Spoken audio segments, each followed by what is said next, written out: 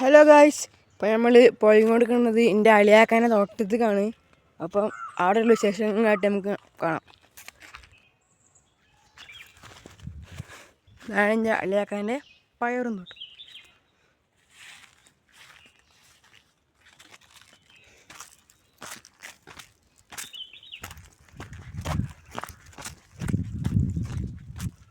അങ്ങനെ കുറേ 4 വരികളൊക്കെ ഉണ്ട്. ഇടയിൽ ഒരു മുളക് കൃഷി ചെയ്തിരിക്കണ്.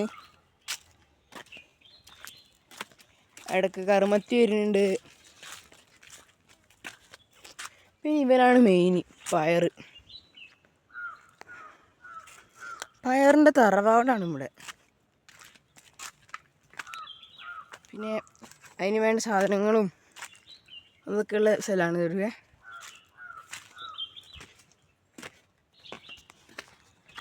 ഇടയിൽ മുളകും പപ്പായും.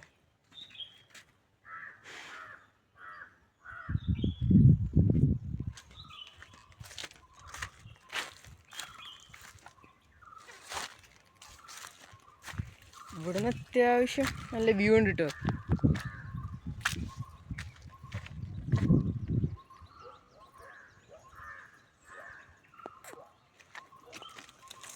പയർമണികളെ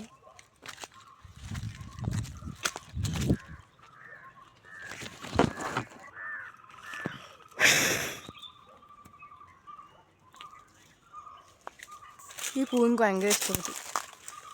നല്ല ശല്യ പോവുക.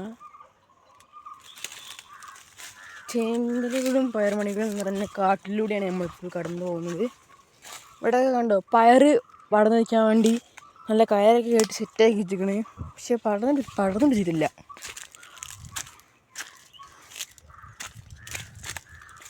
ഈ കറുമത്തിൻ്റെ മരം കുറച്ച് വലിപ്പം വെച്ചിരിക്കുന്നു.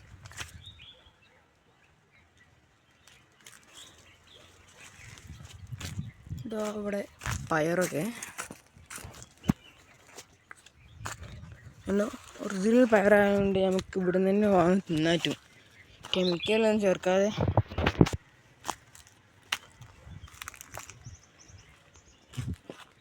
ഇത് കർമൂസൻ്റെയും മുളകിൻ്റെയൊക്കെ നിരയാണ്. അതിൻ്റെ അപ്പുറത്തായിട്ട് ഇവിടെ പയർ നിര, പിന്നെ കർമൂസ നിര, പയർ നിര, കർമൂസ പയർ, കർമൂസ പയർ. അങ്ങനെയാണ്. ഇനി നമുക്ക് നേരെ മൂപ്പരെ കോഴി ഫാമിലേക്ക് പോവാം.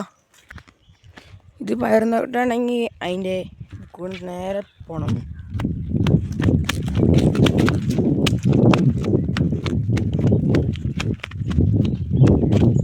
കോഴി ഫാം കുറേ കഴിക്കണ മൂപ്പര് പളിച്ചൊക്കെ കയറ്റിക്കൊണ്ടായി. കുറച്ചൊക്കെ കൊണ്ടുള്ളൂ. ഹലോ കോഴിമണികളെ,